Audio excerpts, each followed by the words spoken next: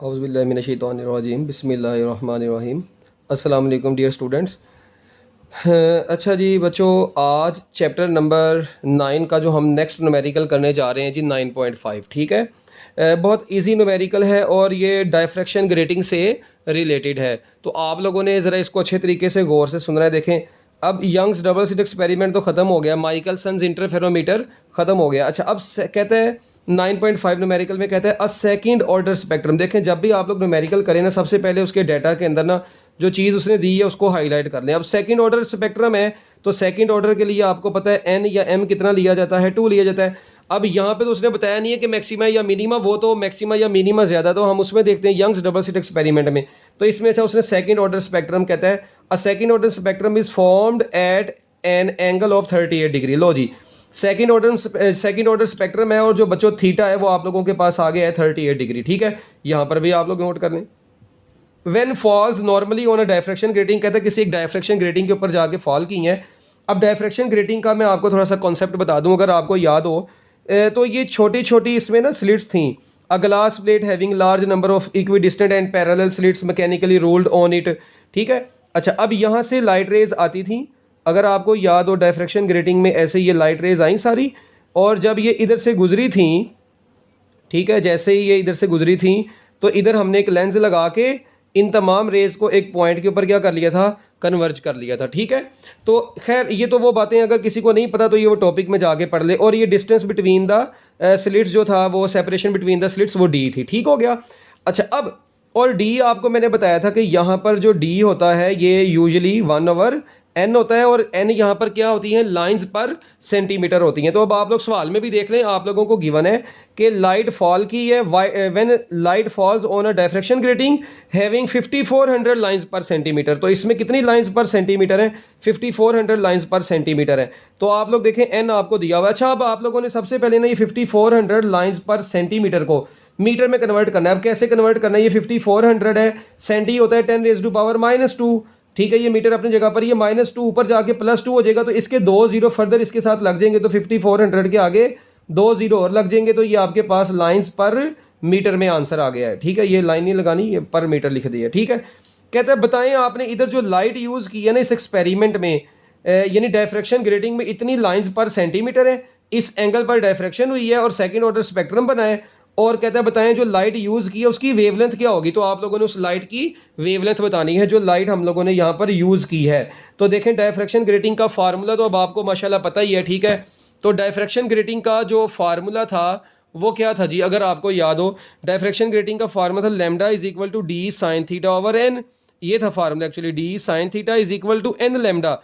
तो लैम्डा यहाँ से बराबर आ गया d sine theta over N.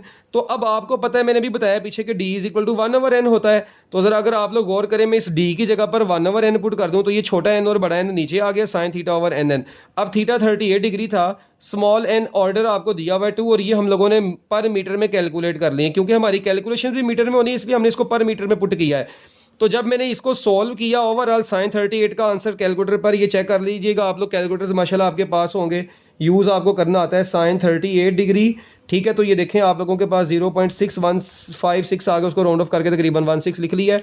इसको डिवाइड करें तो आपके पास अब ये आंसर आया है ना, जो यहाँ पर बड़ी कन्फ्यूजन होती है। अब कैलकुलेटर बच्चों को ये आंसर दे देता है, अब बच्चे यहाँ पर परेशान हो जाते हैं, वो कहते हैं सर हमें ये समझ नहीं आ रही कि अब हमने इसको कैसे मजीद आगे कैलकुलेट करना है, यहाँ से ये कैसे आ जाता है। देखें इधर से ये कैसे बना, मैं आपको तरीका बताता हूँ। 5.7, ठीक है जी, ये देखना ज़रा, 5.7 इंटू 10⁻⁻7 मीटर। अच्छा, अब मैंने आपको तरीका बताया हुआ है कि अगर 1 मीटर में कितने नैनोमीटर होते हैं, 1 मीटर जो होता है 10⁻⁻9 नैनोमीटर के बराबर होता है।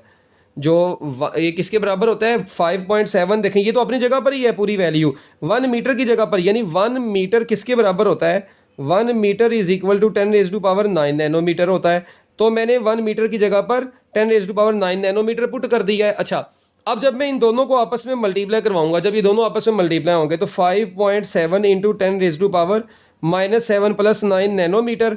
तो -7 + 9 कितना होता है बच्चों, बताएं ज़रा, +2 होता है। तो 5.7 इंटू 10⁻² नैनोमीटर, ये आपके पास आ गया 5.7 इंटू 10⁻², नैनोमीटर। तो अब इसी को आप लोग 100 है ना ये बेसिकली, तो इसको मल्टीप्लाई करवा दें तो आपके पास 570 नैनोमीटर आंसर आ जाएगा। तो लो जी, ये छोटा सा एक न्यूमेरिकल था हमारा डिफ्रैक्शन ग्रेटिंग से रिलेटेड कैलकुलेशंस वाला। अच्छा, अब इसके बाद यहाँ पर अब जो बच्चों नेक्स्ट है हमारे पास 9.6 न्यूमेरिकल।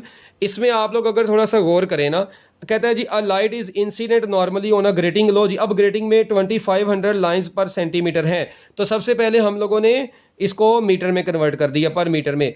थीटा भी आपको दे दिया है, 15 डिग्री दे दिया है, ठीक है। कहता है वेवलेंथ मालूम करनी है, और ऑर्डर जो उसने दिया है फिर वो सेकंड ऑर्डर है, थीटा भी है, लाइंस भी आ गई हैं, लैम्डा मालूम करना है। मेरा ख्याल है ये बिल्कुल 9.5 जैसा है, ठीक हो गया।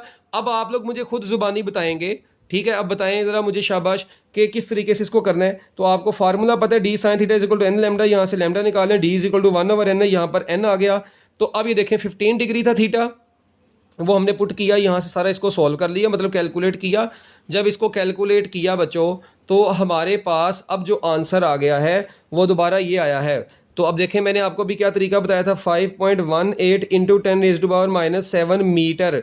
तो आप लोगों ने परेशान नहीं होना, आप लोगों ने इधर क्या लिख देना, -7 यहीं पर, और 10⁹ नैनोमीटर।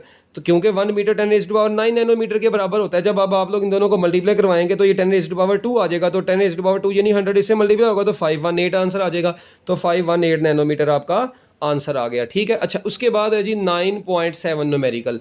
अब ये न्यूमेरिकल भी बड़ा आसान है। कहते हैं सोडियम लाइट है जिसकी वेवलेंथ इतनी है 589 नैनोमीटर, वेवलेंथ आ गई, नैनोमीटर को सबसे पहले मीटर में कन्वर्ट किया। डायफ्रैक्शन ग्रेटिंग पर फॉल किया जिसमें लाइंस कितनी है, 3000 लाइंस पर मिलीमीटर है, पर सेंटीमीटर है। तो सेंटी की जगह 10⁻⁻2 ऊपर जाके 10⁻+2, तो 2 जीरो इसके साथ फर्दर मिला देने हैं। और एन आप लोगों ने कहते हैं हाईएस्ट ऑर्डर बताना है। अच्छा, अब एक बात याद रखना, अगर आप लोगों को याद हो पहले सबसे, तो d sine theta is equal to n lambda था। अच्छा, अब आपको ये भी याद होगा n is equal to d sine theta over lambda होता है।